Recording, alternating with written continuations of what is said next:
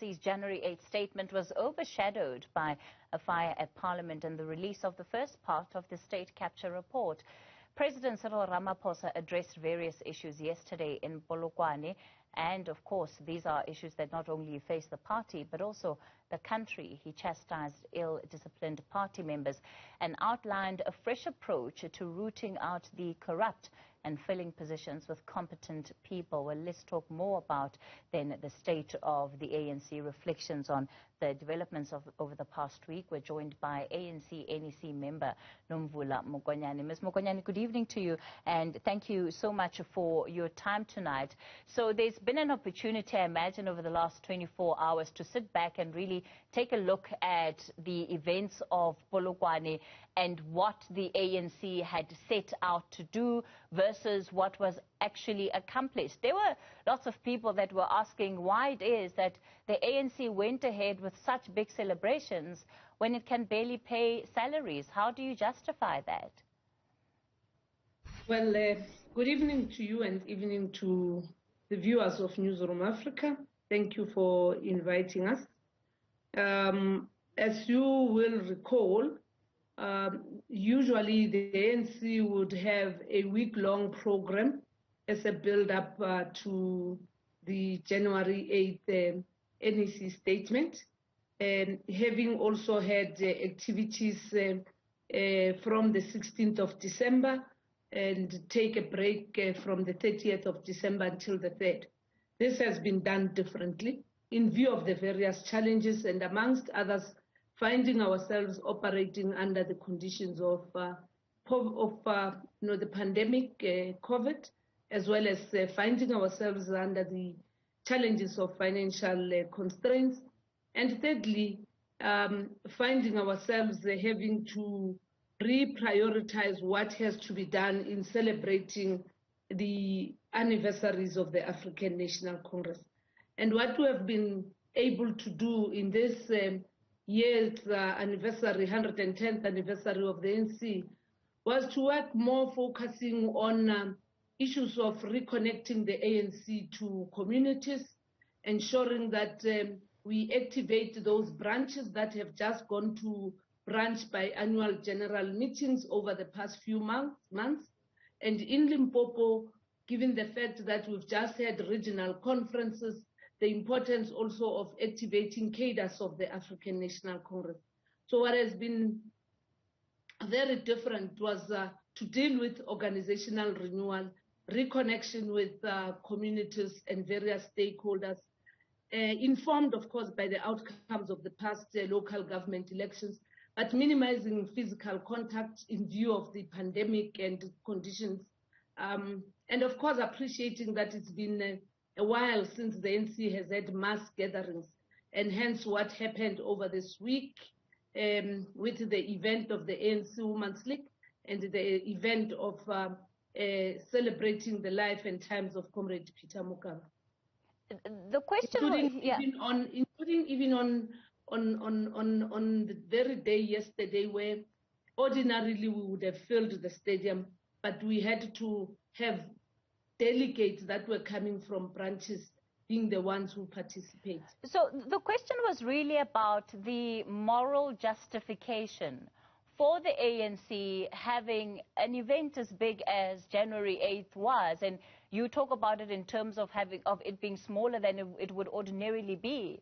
But the fact is that the event went ahead, you spent money on it at a time where you have ANC workers that have not been paid salaries for at least 2 months.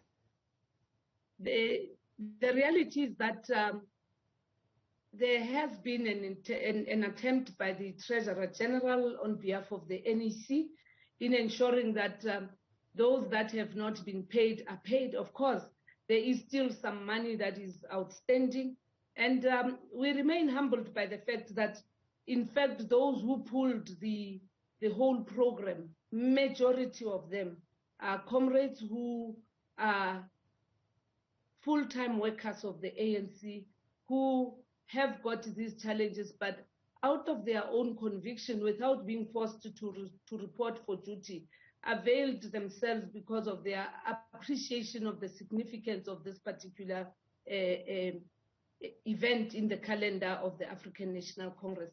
And linked to this program, there has also been fundraising initiatives, as you may know, in the program.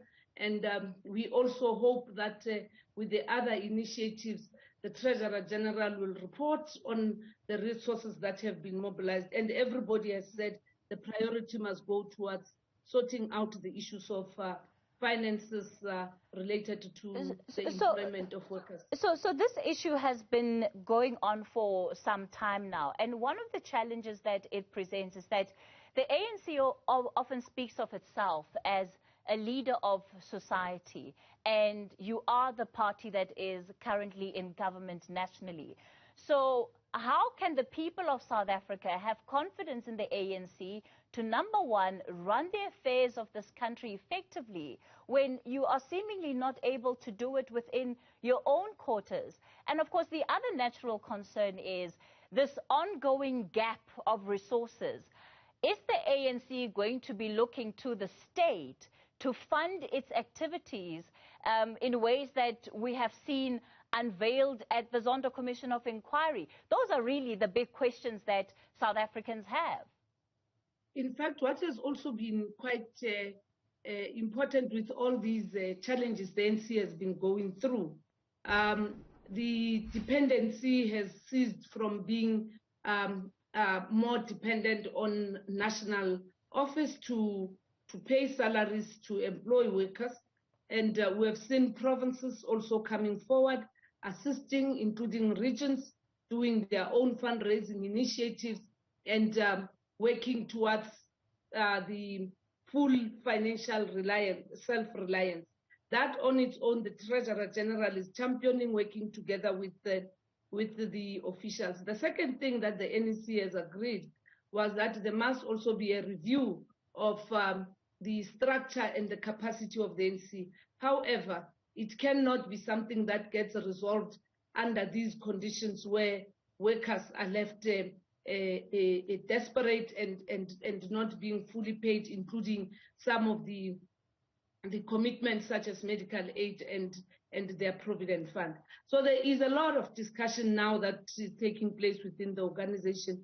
But as I have said earlier on, the activities were more on going out and engaging on the ground. The event at the old Pitamokaba Stadium, we used the bare minimum resources. We went to our own warehouses and pulled out the paraphernalia that we have and utilized it. We went out to ensure that we have fewer representatives of branches who came to the function, and some of the normal things that would have happened, including the mobilization and the payment of cultural activities. We minimized that, and as you have also seen, we didn't even produce the statement in terms of a hard copy. Everyone who needs the copy, you can go onto our platform. So how much did you spend all in all? How much did you spend? We are still reconciling the entire expenditure. Remember, you have transport that is dependent on the confirmation of the delegates that came from branches. That has to be reconciled by regions, but payment has also been done to some of those modes of transport. You don't also pay a service provider for a stage 100%, to pay 50%, and the other 50% gets paid after. So that detail will actually be done after the Treasurer General, working together with the province, would have reconciled all the costs. So ultimately, the ANC believes that this was the right thing to do, if I'm hearing you correctly. Members of the ANC and staff of the ANC do believe that this was very important. 50 years after Comrade Tambo had issued the first January 8 statement, 110 years, but also creating a platform. Remember last year we went 100% virtual. This time we had a hybrid where we used our social media platforms and also putting resources towards the hosting in Polokwane, which was postponed last year, and it happened then year. Sure. I want us to speak very quickly about just part of what we saw by way of disruptions to the program that had been planned. So you spoke about the ANC Women's League event, the Lillian Ngoyi Memorial Lecture that had to be cancelled last minute. The president whisked away. We still don't have a clear answer about why. We're told COVID-19. Some have suggested security concerns. We also know about divisions within the ANC, including in that province, that could well have played themselves out. There were disruptions at the ANC Youth League event. Some protesters there wanting to disrupt the president as well. We had the power failure at the gala dinner. Are the divisions of the ANC tearing the organization apart? And what does that mean for a year as significant as this, where you're going into conference? Let me share with you what exactly happened with the ANC Women's League event. Prior to the very day where the president went, there were consultations between the ANC Women's League, the ANC, our marshals, as well as the officers coming from the South African Police Service, the medical health services, and everyone. That facility, we all agreed that it will only take 450 people. On the day prior to the event, we went on site. There were 428 chairs that were put inside the venue. There was an understanding that after the blousing ceremony, where the ANC Women's League president, together with the leadership of the ANC Women's League NEC and the PEC, would have completed a process of accepting members into the ANC Women's League, an occasion that happened outside of the main venue, that they will then move with that group of 350 comrades of the ANC Women's League to the venue. What was identified prior to the venue, to the event, was that there will have to be access control. Unfortunately, what happened, prior to the group that was doing a blousing ceremony arrived at the venue, precisely because of the enthusiasm and the excitement that the neighborhood had that the president is coming, the ANC Women's League is having an event, people arrived earlier, before even security could set up, and they walked into the building. They sat inside the building. By the time those that were identified and were organized arrived, the hall was already full.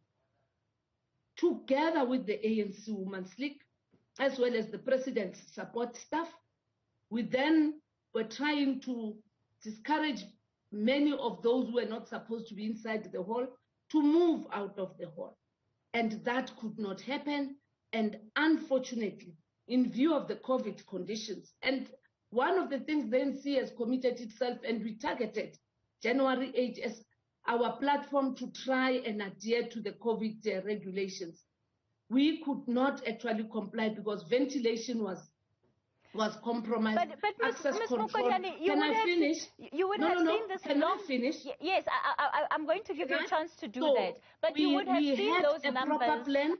You would have seen those numbers long before the president came into the venue. I'm saying to you, if you could give me a chance, you want to know, and we would also want to set the record, because everybody has got an explanation, and you're not giving us a chance to explain to you yourself.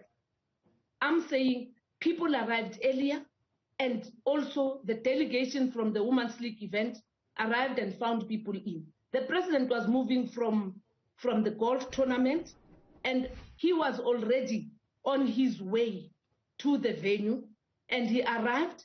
There was a commitment from the organizers that we will be able to take people out of the venue.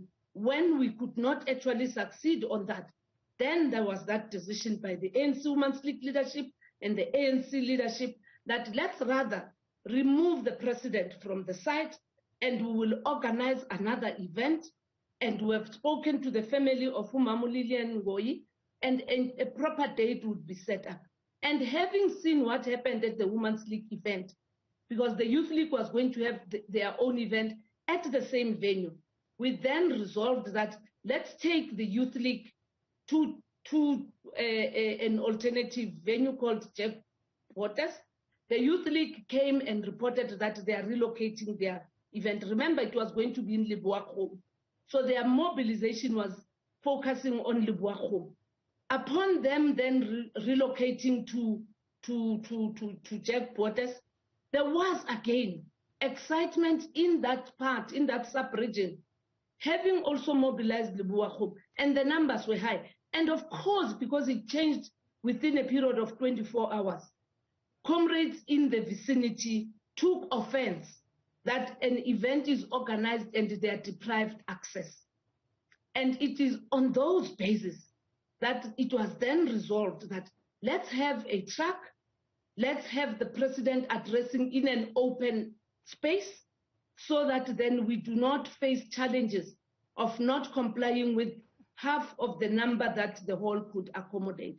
So all these things, as I'm saying, this is the first time, and I think we're the only party that has tried now, even post-local government elections, to try and comply with COVID regulations.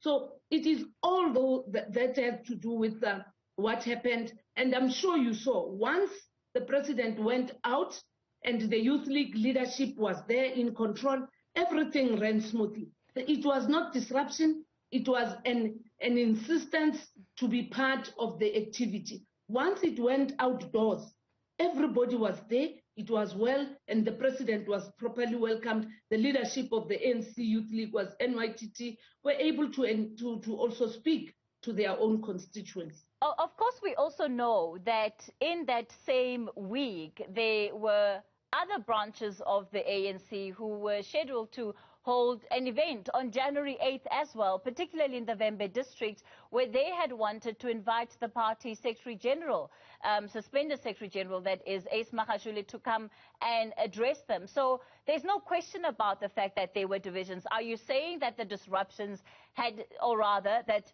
all of these different changes to the program had nothing to do with threats of disruptions to those events, because the divisions that exist within the party are also prevalent in a province like Limpopo, where you do enjoy the majority of the vote, but it doesn't mean that the party is without challenges? In actual fact, we refuse to have this being said to be disruptions. It was not disruptions.